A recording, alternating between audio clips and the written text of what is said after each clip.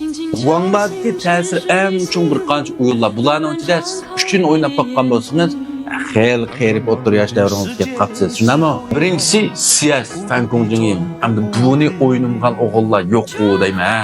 Bu o'yin 1999-yilda tunji qatam 1.5 CS 1.5 degan manbasi tarqalgan. Hamda bizning cho'ng o'g'an shu vaqt ekan Vangbalar qarsak, bu CS yo'q, Vangba yo'q. Shunami? Bu bo'lmay qolsa kirmaymiz Vangbaga. Bu o'yin eng klassik maydon, birisi Bayfang, birisi Dosta. Shunami? Üçün yeni bir sinimda sizlarga o'ynaydigan qoralaganda bilsa yo'q, bilsin deb karamat ishga yotib shunami yodiki taq bislas. Endi bu o'yinning sehriy kuchi hozir yo'qolgani yo'q. Masalan, hozir sistem bittayda CS:GO, Gojiban o'ynayapmizlar. Oynaydigan bolalar deb qo'ysanglar, birga o'ynaymiz jumlar. Men xeyli ancha-muncha o'ynab qo'yman deyman. Oynaydigan bolalar ayt desanglar, e'dod saqlaymasizlar. Yeni biri mana kechich bavga o'ynab solgan o'yin. O'yin deb qo'ydik shunami? Qizil urushi. Endi bu ikkinchi dunyo urushi asosan ishlangan bir o'yin bo'lib, endi bu o'yinda bizlar bir qancha 8 davlat bor. Shuning uchun xohlagan bir davlatni olamiz.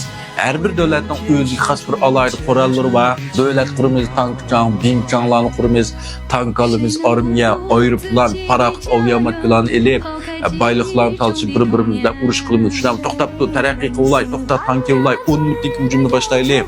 Deb bir ching o'ynab turibsizlarmi? Hozir o'ynamsizlar. Hozir o'yinsin qiziydi mavju. Endi ma'lumni nima deydik? Bizda Normaniyadan quruqliq chiqish deb qo'ydik bu o'yinning ismini. Endi bu o'yin CS'dan burun chiqqan. Bu o'yin shu vaqtda kompyuterlik Windows 98 Juba ba vaqtdan boshlab ba o'yinga deymaysiz qilishcha. Bu nəhayət qiziqarli o'yin, lekin bir ma'nosiri biz mağanmaymiz. Şu joyimiz bir to'xtamay o'q chiqirimiz, yel tankni atimiz, yel aeroplanni atimiz, yel odam atimiz. Birdan bir qiziqarli yer nima? Turib kunga tushib qoldi. Shunda yangi o'qlarni evolaydi to'qshunami? Bu o'yinni o'ynamagan bolalar oz yaqincha. Mavchu bowling moto, shunami? Bun karamat qizita. Ching minomat to'qmu motoni. Ketib berib qaqni urdi, tipdi, kaltaklaydi. Eng maziri yiqilib ketsak ajraq yerdan no'g'ay menib motosini itlab aranan keyin qo'yib qo'ydi. Keyin bu o'yin taraqqiy qilib, yo'lchi timlarda rasmiy o'yinchi motoni minib turib o'ynaydigan bo'lib ketdi. Endi bu qonliq Shanxaydan bu o'yin xili yaxshi o'yin ketib berib, har xil qurollarni almashtirdik.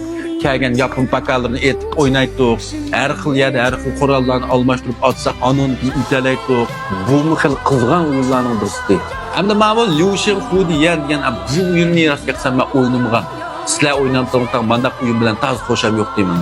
Endi men o'yinni o'ynamaganlar yo'q-ku deyman, shunami? Shadow Fate, Max Payne deb qo'ydik, mashina o'g'risini deydik buni. Chunki bu o'yin eng qiziqarli ish nima? Qahning boshida o'g'irlab epkash ketish. Endi bu o'yinni shu vaqtda o'zina fayz ishlabga, bu o'yinda urush qilimi bo'ladi, mashina qilimi bo'ladi, paraxot qilimi bo'ladi, aeroplan qilimi bo'ladi. Bulançılık qilib bo'ldi, etish qilib bo'ldi, hammasini qilib bo'ldi, vazifa deb o'ynasam bo'ladi buning. Buni barbara jolishib, maxfiy shifrligimiz bor tushdami? Panzer deb bassaq, tank tushdi. Motor polis deb bassaq, J qurolligiga o'tib. Yeni Osprey deb bassaq, qontuliq qildi. Yeni qanday maxfiy shifrni uqdinglar? Yeni bir moda bo'lgan o'yin shu vaqtdagi Moshow. Shunami? Buni men o'ynab baxmagan, qiziqmaydi bunday o'yinlar. Lekin bu o'yinning havaskorlarimi pek chiqdi. Undan sonra siz bu klassik o'yinlardan nechini o'ynab ketibsiz? Yeni men ismini atmagan qaysi klassik o'yinlar var deb yomonchilik qoldirib qo'yinglar o'yin xumarlari.